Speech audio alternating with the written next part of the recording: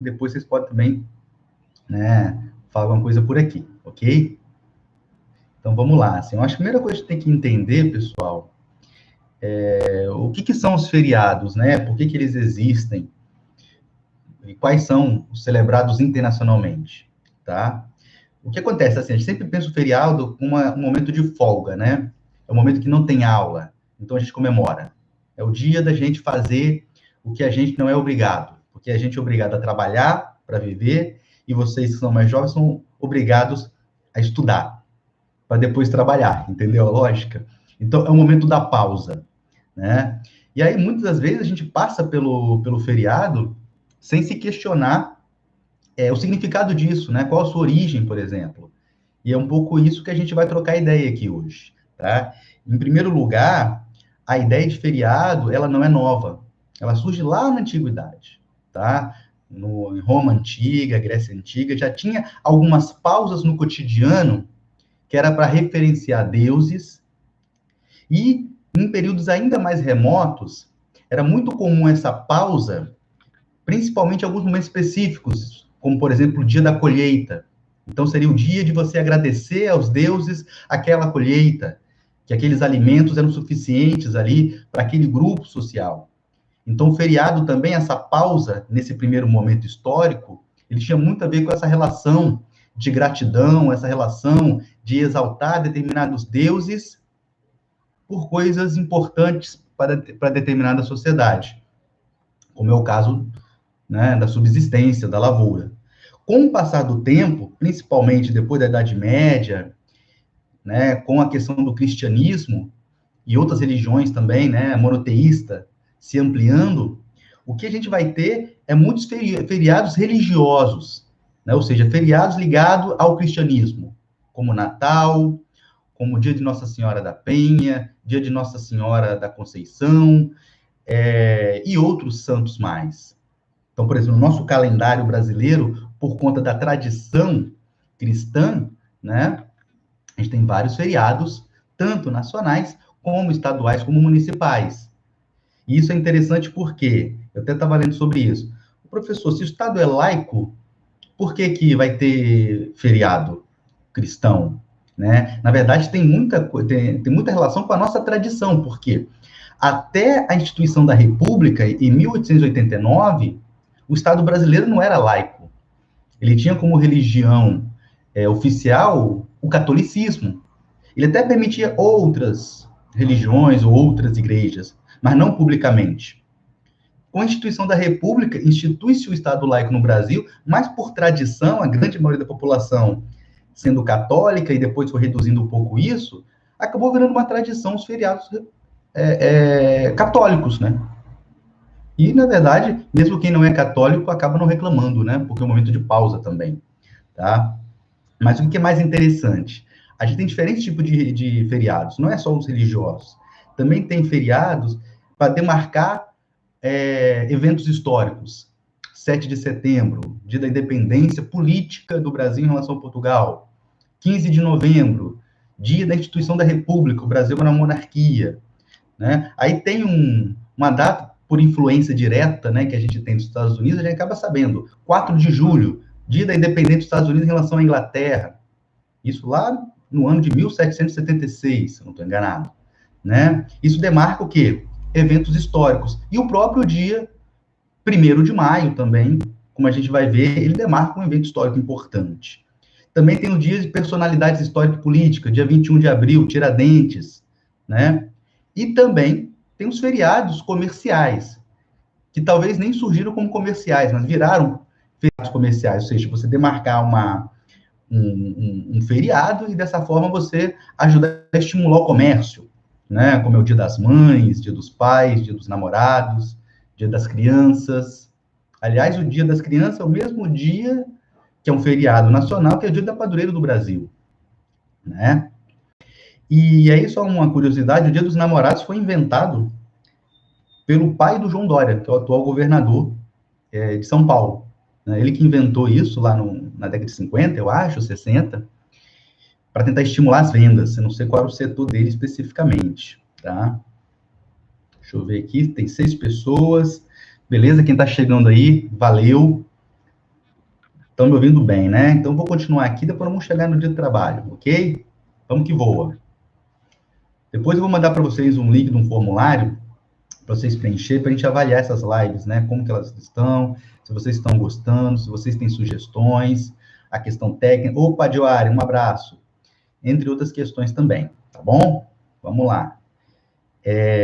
Aí o que é interessante, ainda falando de feriados, tem muitas datas que são instituídas e reconhecidas como especiais, pensando em determinado país, ou estado, ou município, mas não são considerados feriados nacionais, tá? Aí tem um exemplo, o Dia Nacional da Consciência Negra, né? O Dia Nacional da Consciência Negra, 20 de novembro, ele é marcado como um dia da morte do Zumbi, que foi um grande líder, né, do Quilombo de Palmares, foi o maior quilombo da história do Brasil, se bobear, de toda a América, né? E aí, o movimento negro coloca esse dia como um dia de reflexão sobre as lutas dos negros. Não o dia 13 de maio, tá? E aí, esse dia não é considerado feriado nacional. Porém, em 5 estados são feriados, estado do Rio de Janeiro, tem outros dias também. O que eu estou querendo dizer? Que nem todo dia ou toda data que tem um peso político histórico, ele é reconhecido pelo Estado como feriado nacional. Vai depender muito da correlação de forças políticas, né? Ou seja, quem está lá no Congresso Nacional, quem está na Assembleia Legislativa, quem está na Câmara de Vereadores, para pautar isso, porque os feriados eles são pautados a partir de leis, né? Aí outras datas.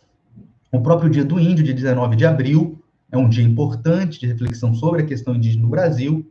Também tem um dia, 15 de fevereiro, fala sobre a luta indígena no Brasil, mas é uma data que não é considerada feriado nacional, por exemplo, né?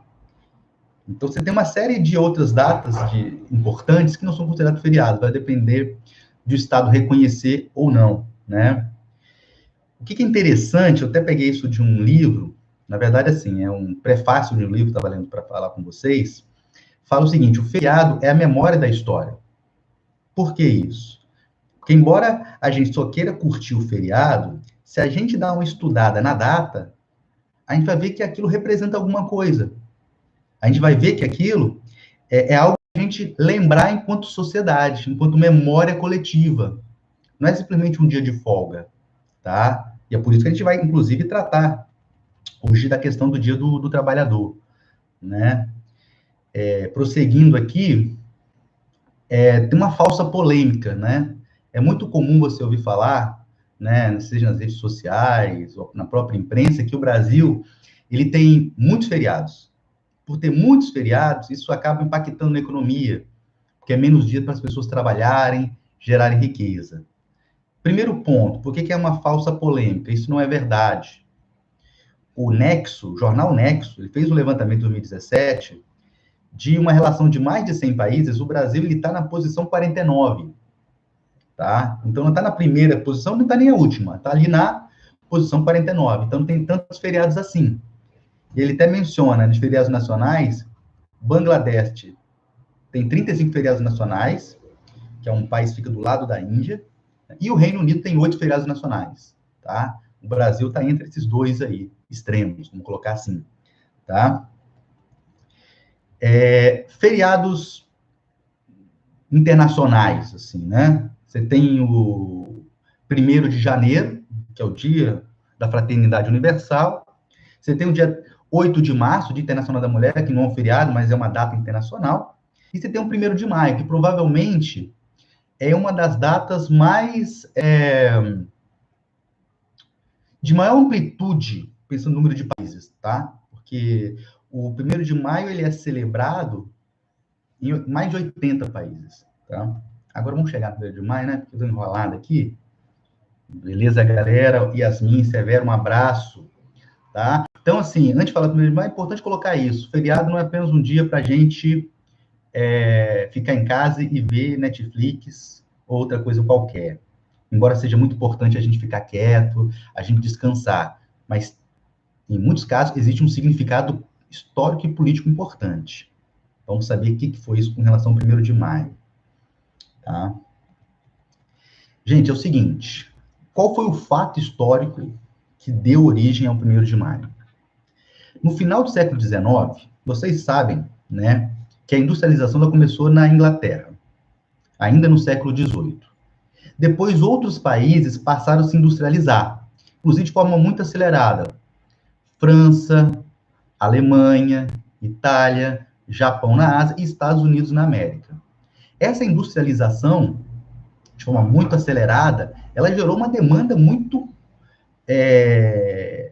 efetiva, importante, de mercadorias. Então, muita gente saiu do campo para a cidade para trabalhar nas indústrias. E aí, o que aconteceu nesse contexto? As condições de trabalho e de salário eram extremamente horríveis para os trabalhadores e trabalhadoras. Por que isso acontecia? Né? Não é porque o patrão ou empresário ele é ruim, ele não tem bom coração, não se trata disso. Né? Porque um empresário, dentro da lógica do mercado, da concorrência, ele tem que buscar meios para tornar o seu negócio competitivo. O que significa isso? Tornar o seu produto um preço mais baixo, né? Para dessa forma ele conseguir ganhar a concorrência e vender mais a sua produção. E o outro empresário está pensando a mesma coisa. Dentro dessa lógica, quais são as possibilidades de você reduzir seus custos? Reduzindo o salário, ampliando a carga horária e etc. E num contexto que não existia leis trabalhistas, né, as condições de trabalho eram horríveis. Aí, em 1886, teve uma greve geral nos Estados Unidos, em várias cidades dos Estados Unidos. E na cidade de Chicago, teve uma grande manifestação com milhares de trabalhadores e trabalhadoras. Né? Nessa manifestação, que a reivindicação principal era reduzir a carga horária diária, que girava em torno de 16 horas para 8 horas por dia. Ou seja, os caras trabalhavam muito por dia. Só trabalhava, depois chegava em casa e dormia. Né? Isso não tem dignidade nenhuma. Nessa manifestação de Chicago, no dia 1º de maio, teve um conflito com a polícia e morreu trabalhadores e policiais nesse conflito. O resultado disso é que, dias depois, 5 sindicalistas foram presos e condenados à forca nos Estados Unidos, à morte. Eles ainda, naquele momento, eles matavam enforcados ainda. Né? E esses 5 sindicalistas foram mortos, foram considerados mártires da luta da classe trabalhadora. Anos depois, em vários países, começaram a pipocar manifestações no dia 1º de maio, ainda no final do século XIX e no século XX, principalmente para reivindicar a redução da carga horária para 8 horas. Que isso depois foi alcançado com o passar do tempo. Né? Então, o fato histórico que gerou o 1º de maio foi a manifestação em Chicago, nos Estados Unidos, né? E essa morte desses 5 sindicalistas, mortos pelo Estado, né, julgados como criminosos, né? E acabou que, durante o século XX, vários países, super interessante isso, tanto países capitalistas como socialistas, passaram a instituir o 1º de maio como o Dia Internacional do Trabalhador, tá? E por que isso é interessante? Existe uma curiosidade. No próprio Estados Unidos, aonde ocorreu esse fato, que gerou o 1º de maio, eles não celebram o Dia do Trabalhador no dia 1º de maio. Eles celebram em setembro. E eles não chamam de Dia do Trabalhador, eles chamam de Dia do Trabalho. Agora, o meu inglês, que vocês conhecem meu ótimo inglês, né? Labor Day. Dia do Trabalho. Não é nem Dia do Trabalhador, é Dia do Trabalho. E para eles lá é um dia de folga, para fazer churrasco, para beber. Literalmente, é o feriadão. Né? Então, enquanto em outros países, o dia 1º, ele é marcado para manifestações políticas, né? Tanto para a questão de celebrar as conquistas históricas e pautar novas conquistas históricas dos trabalhadores, nos Estados Unidos não se comemora, não se celebra, e apenas se celebra em setembro, tá? Ok? Até aí tudo bem? Beleza, 10 pessoas. Deixa eu tocar o barco aqui, ó. Vão pensando perguntas aí, se tiver, comentários. Podem utilizar o chat aí para interagir entre vocês aí. Manda ver, tá? Valeu, galera que tá chegando aí. Eu acho uma questão que tem que ser colocada, inclusive eu já coloquei isso no início da fala. O que levou essas tensões políticas nos Estados Unidos que deu origem a uma data tão celebrada no mundo todo, tá? E aí a gente tem que entender o seguinte. a lógica, né? Como que se organiza a produção voltada para o mercado, baseado na livre concorrência. Como falei para vocês, o mercado ele pressupõe que diferentes agentes privados possam produzir de acordo com as suas demandas. Então, assim, não existe dentro de uma economia de mercado apenas uma empresa vai produzir sapato. Todo mundo pode produzir sapato, tá? Desde que você tenha competitividade para isso. Então, sob essa lógica da concorrência, da competitividade, os produtos se tornam mais baratos e até de melhor qualidade também. No entanto, por essa lógica da concorrência, os empresários eles têm o tempo todo que buscar formas de tornar o seu produto mais competitivo e reduzir os custos. Tem duas formas de fazer isso. Você pode incorporar tecnologia no processo produtivo, né? Dessa forma você vai produzir de forma mais rápida, vai diminuir os custos, porque você vai mandar pessoas embora, então você não vai ter questão de salário, 13º e etc, né? 13º nesse contexto aqui não existia, tá? Por outro lado, você também pode, para você aumentar a produtividade, você pode ampliar a carga horária diária, colocar os trabalhadores para trabalhar mais em um dia, ou trabalhar no domingo, né? Com o mesmo salário, tá? Então, nessa lógica, os empreendedores, os empresários, eles eram impelidos, de alguma forma, tentar o tempo todo diminuir seus custos para continuarem sobrevivendo nos seus segmentos de mercado. Sob essa lógica, quem mais acabava sendo impactado por essa lógica era o nível de exploração dos trabalhadores. E era um contexto, pessoas, que não tinha o Estado para mediar, não tinha legislação para falar, olha, o que é o direito do trabalhador, o que é o direito do empreendedor, do empresário. Não tinha isso. A tensão, ela era entre os dois ali, no chão de fábrica, né? E aí depois, com o passar do tempo, o que vai acontecer, né? Essa tensão política entre necessidade do empreendimento ser competitivo e necessidade da dignidade dos trabalhadores, essa tensão política vai se reverberar em conflitos, e quem vai resolver esse conflito? O Estado. Como que o Estado faz isso? Construindo, né, de forma dialogando com as partes, os direitos trabalhistas, como carga horária máxima por dia, direito a férias, folga remunerada, né, licença se você estiver doente, aposentadoria, enfim, uma série de direitos. Então, de alguma forma, esse 1º de maio, lá no final do século XIX, ele reverbera para a gente até hoje no que a gente pode chamar de direitos trabalhistas, né? Que depois a gente vai ver que no final do século XX, início do século XXI, muitos desses direitos estão sendo colocados em xeques dentro de uma perspectiva que eu vou ter que se refazer enquanto trabalhador para a economia ela continuar se desenvolvendo, evidentemente dentro do discurso neoliberal, né? Isso é importante também salientar. Beleza? Ok. Tudo certo até agora aí? Tá de boa? Fala alguma coisa aí, gente. É que nem que eu tô dando aula, ninguém fala nada. Tá tudo certo, né? Ó, mas o que é ser trabalhador e trabalhadora? Isso é importante, né? Já que tá falando de trabalhador. Olha, se a gente pegar uma definição mais geral, a gente pode entender o seguinte: todo aquele ser humano que obtém suas condições de subsistência, ou seja, meios para ter sua alimentação, ter sua casa, a partir do trabalho, e aí eu vou incluir trabalhadores formais, assalariados, e trabalhadores informais também, eles são considerados trabalhadores, porque a fonte de renda dele é o quê? É o próprio trabalho. Ele é contratado, uma empresa paga o salário para ele, ou ele tem algum trabalho informal que ele sai cedo de casa, trabalha o dia todo e consegue a sua renda. Ele não tem nenhum empreendimento, como colocar assim.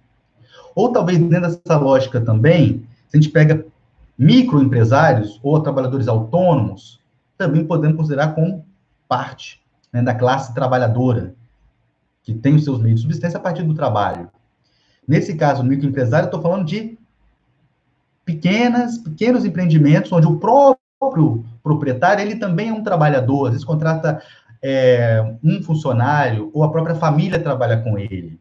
Nesse caso também ele é trabalhador, tá? Aí não sei se foi claro para vocês, agora vamos pensar o seguinte, então quem não é trabalhador e trabalhadora? Nesse caso, seria parte da sociedade que os seus ganhos, né, por conta de recursos financeiros e materiais, são proprietários de empresas, comércio, serviço, indústria ou bancos. Nesse caso, o que é interessante?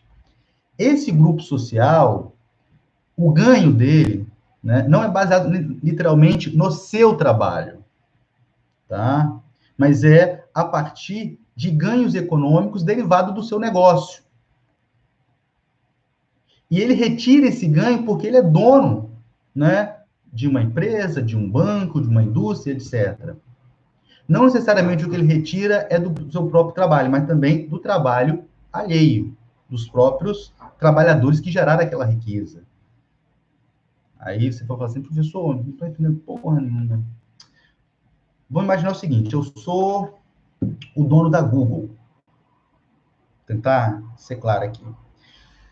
Eu sou dono da Google, que é uma grande empresa multinacional, mas eu sou o gerente de marketing da Google. No final do mês, o cara da contabilidade da empresa, da Google, ele vai contar a receita da empresa, o que entrou de rendimento e o que saiu, os custos. Dentro desses custos está o meu salário como gerente de marketing. Mas depois que ele tira a receita e os custos, e vai ter um superávit normalmente, né? Esse superávit, esse montante de dinheiro, uma parte ele pode reinvestir para ampliar os negócios da Google, e a outra parte vai ser dividida com quem? Entre os acionistas, ou os donos da empresa. Nesse caso, vou ficar com a minha parte também. Então, essa parte fica comigo, derivado aí, que foi dividido entre os acionistas, é o que a gente chama de lucro, né? Por isso que eu, nessa condição aqui, a maior parte do meu ganho não é do meu salário como gerente de marketing. A maior parte do meu ganho é relacionado ao que eu consigo me apropriar na forma de lucro da minha própria empresa, no caso a Google, né? Eu não peguei qualquer empresa, peguei uma gigante, tá? Ok? 11 pessoas. Essa luta do trabalho, essa história de marketing foi nos Estados Unidos. Foi sim, Ana Luísa de Oliveira. Eu falei no início, aconteceu uma manifestação na cidade de Chicago em 1886, tá? E aí, nessa manifestação, teve um conflito com a polícia, alguns trabalhadores morreram, policiais também morreram, uma coisa feia, né? E aí, 5 sindicalizados foram julgados à morte, né? E aí, depois disso, o 1º de maio foi reconhecido como o Dia do Trabalhador, mundialmente, ok? Eu estou indo para a parte final aqui, para a gente pensar algumas coisas. Assim. Primeiro, uma coisa que eu tinha esquecido aqui. E, professor, então a gente tem trabalhadores, a gente tem os empresários, que também podem ser os investidores, os grandes fazendeiros, os burgueses de uma forma geral. Mas acabou aí, então, os grupos sociais? Não. Também a gente pode falar de outros grupos que, pela teoria, não podem ser considerados como trabalhadores propriamente dito, mas eles não são parte dessa burguesia. A gente pode falar dos povos originários indígenas, por exemplo, que ganham seu sustento a partir do trabalho, mas na relação com a natureza, assim como os camponeses, que têm um acesso à terra como pequenos proprietários, né? Ou grupos tradicionais quilombolas, pescadores artesanais. Ou seja, o sustento deles é também a partir do trabalho, mas é também a partir da relação com a natureza. Normalmente, quando a gente fala de classe trabalhadora, claro que esse debate é mais complexo do que eu estou falando, né? A gente associa muito aos trabalhadores urbanos, do comércio, da indústria e etc. Ok? Vamos pensar o seguinte, o que direitos trabalhistas ou condições de trabalho tem a ver com a geografia? Eu pensei em 4 temas de cara aqui, tá? Primeiro, vamos pensar o seguinte, não existia direitos trabalhistas no século XIX. Depois eles foram sendo implantados em cada país. Aí, perguntinha para vocês. será que os direitos trabalhistas foram implantados em todos os países ao mesmo tempo? Todos os países passaram a instituir, olha, vai ter um salário mínimo agora, mundial. Vai ter uma carga horária mínima, máxima, na verdade, mundial. Vai ter o direito à folga remunerada em todos os países? Claro que não. Então, esses direitos trabalhistas eles foram chegando de forma desigual entre os países. E isso fez com que as condições de trabalho de um país para o outro fosse e ainda é diferente. Então, se em algum lugar o salário mínimo é maior e o outro é menor, se no outro lugar eu tenho que trabalhar mais, no outro lugar eu tenho que trabalhar menos e recebo o mesmo salário, isso, inclusive, explica os fluxos migratórios. Já falei isso também em sala de aula. É muito comum as pessoas migrarem porque, em determinado lugar, ela é um trabalhador, ela é um engenheiro civil, por exemplo, tem formação, mas quando ela migra para um outro país, na Europa, Estados Unidos, ela recebe mais. Então, ou seja, essa desigualdade entre direitos trabalhistas, né, entre o custo da mão de obra, é um dos motivos que a gente tem esses fluxos migratórios. Não é o único. Tem questões político-religiosas também, tem questões naturais, né? Mas a gente não nega que essas condições de trabalho e salariais entre diferentes países, ou dentro de determinado país, estimulam o fluxo migratório. Não é natural, assim, olha, vamos todo mundo, eu quero migrar agora. Tem uma razão. E uma dessas razões é na busca de melhores condições de trabalho. Sacou? Olha aí. Comércio internacional. O que comércio mundial tem a ver com o direito trabalhista, professor? Você está viajando? Ou não? Vamos pensar o seguinte.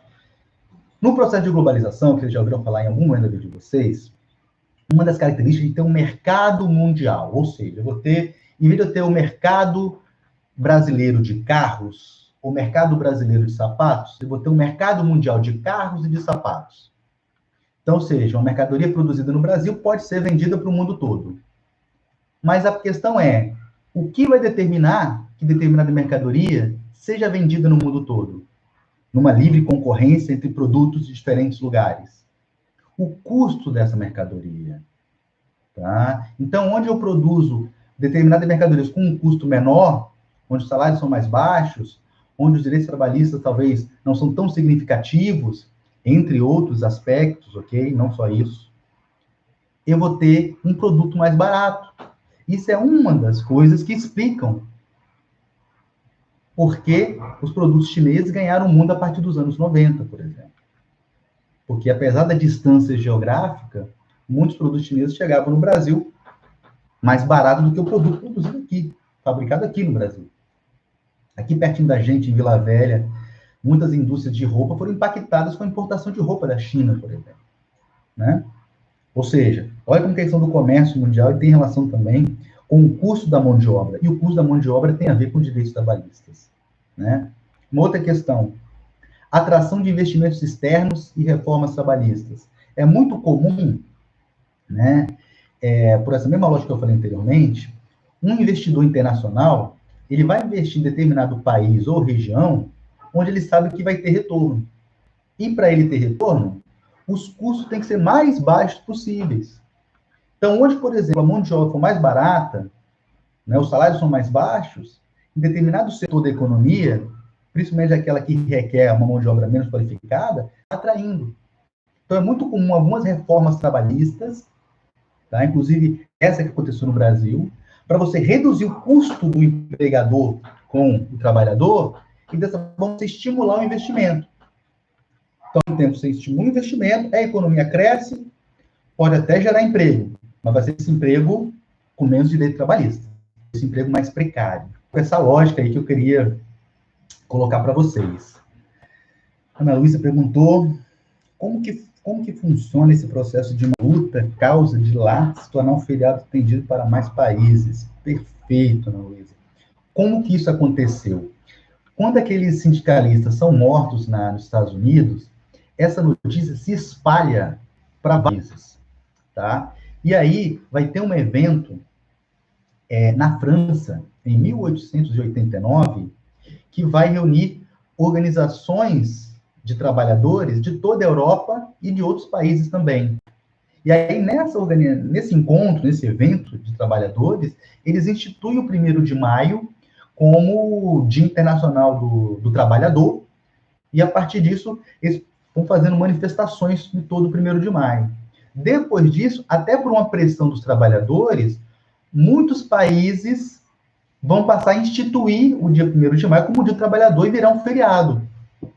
Isso começou na Europa, depois foi, né, para os países da América, exceto os Estados Unidos, como eu falei para você, chegou no Brasil, se eu não me engano, foi em 1925. 1º de maio, ele vira feriado nacional em 1925. Um pouco antes do Getúlio Vargas, para você ter noção. Por que eu falo isso, um pouco antes do Getúlio Vargas?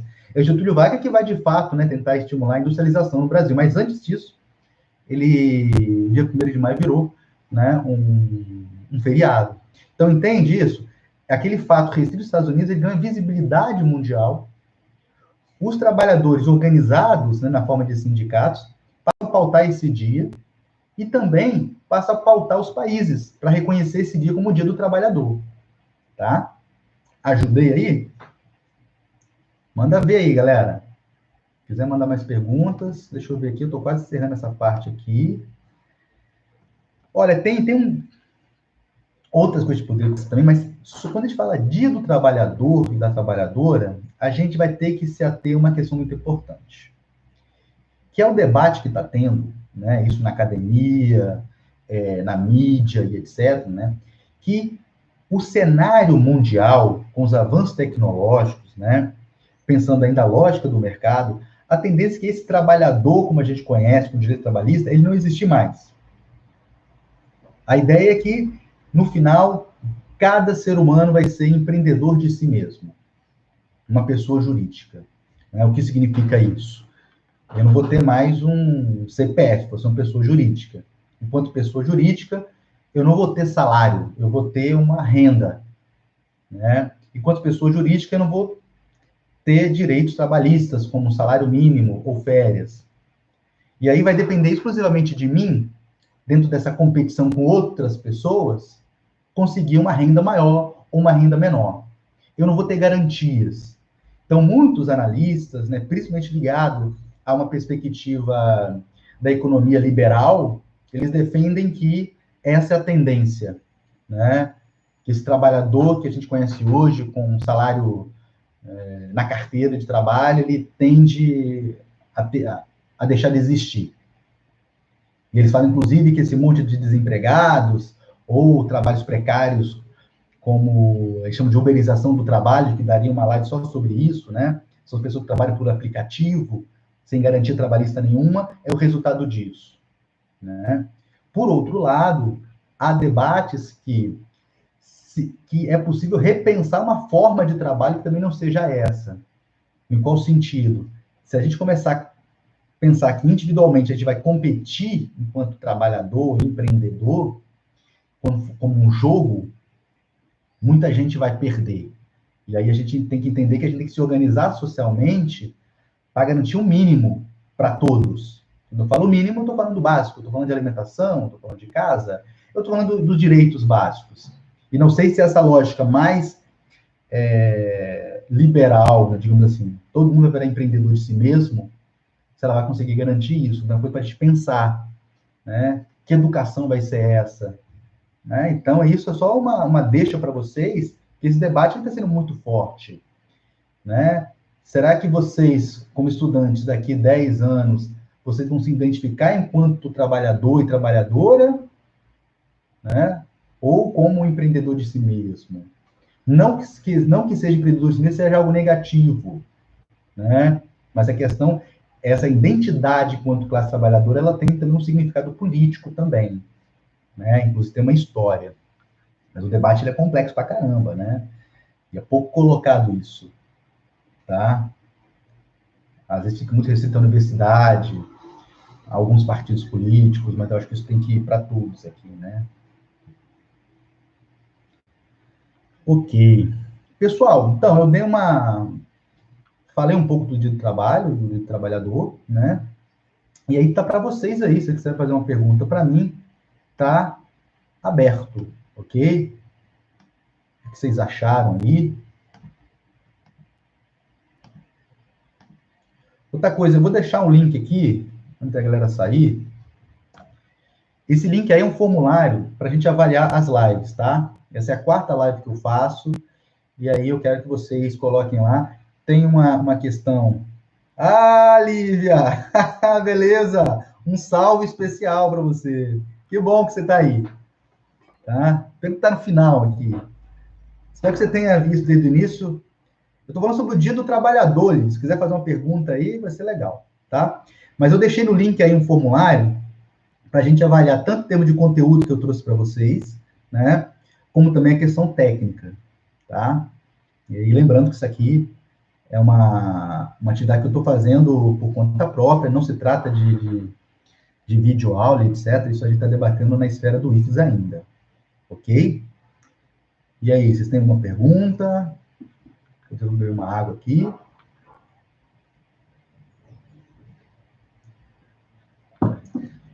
Olha, em alguns lugares, vocês vão ver sexta-feira agora, amanhã, né?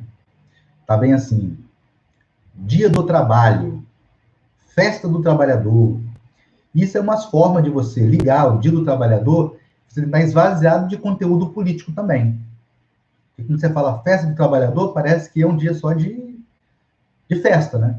Claro que é importante para os trabalhadores celebrarem suas conquistas históricas, mas não é só a festa, né? E essa coisa do Dia do Trabalho está muito ligada também ao Labor Day que eu falei dos Estados Unidos, lá no passado, tá? Pessoal, se não tiver nenhuma pergunta aí, eu acho que eu vou encerrar por hoje, tá bom? Um salve para todos aí semana que vem, espero que tenha mais.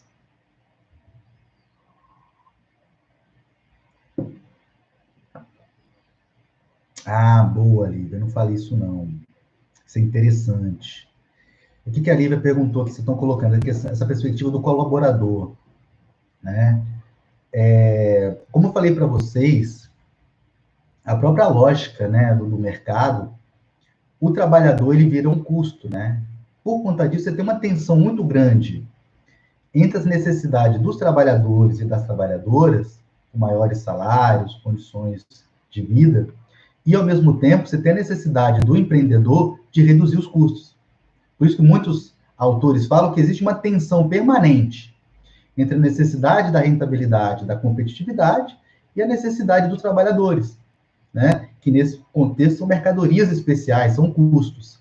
Com o passar do tempo, houve, na verdade, algumas estratégias para tentar amenizar essa tensão, para que o trabalhador não enxergasse, né, o seu chefe, o seu empregador, como alguém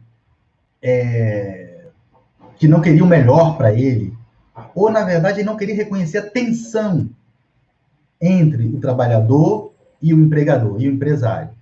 E uma dessas estratégias é você não se identificar mais como trabalhador, e sim como colaborador.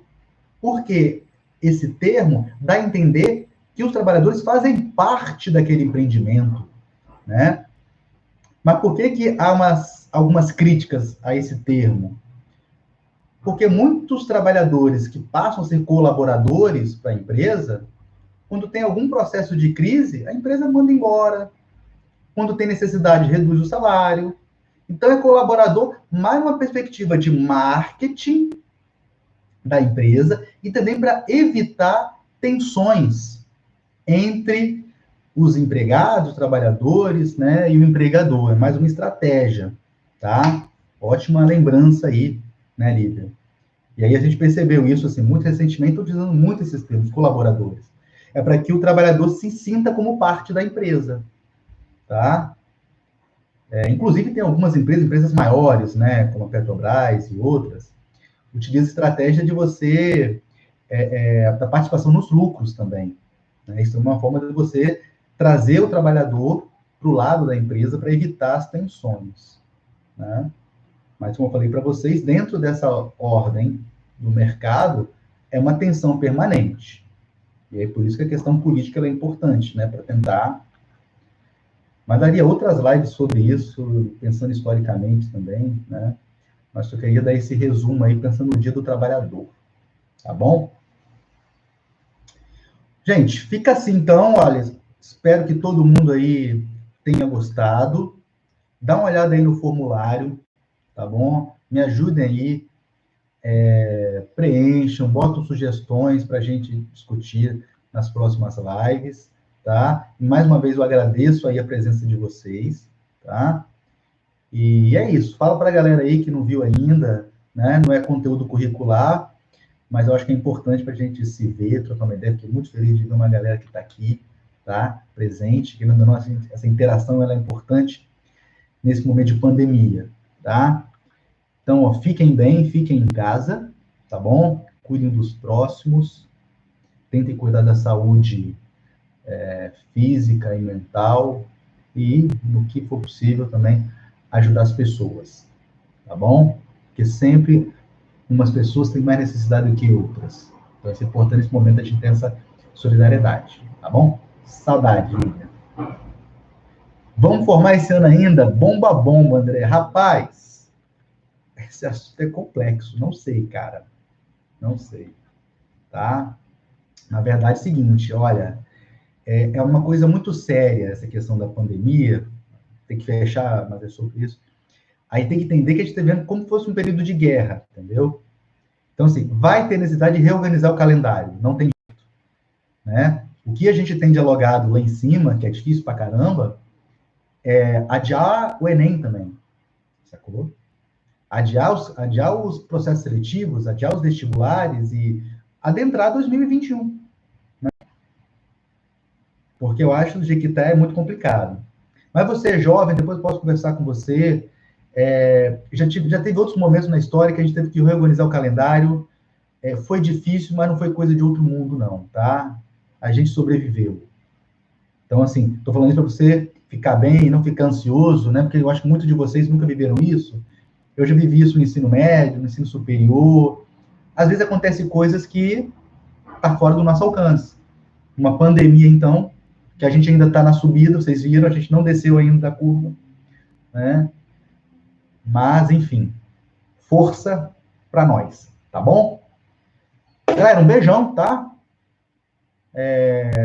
Curta aí meu canal também, ative o sininho, para ficar sabendo de outros vídeos também. As lives estão ficando lá no meu canal.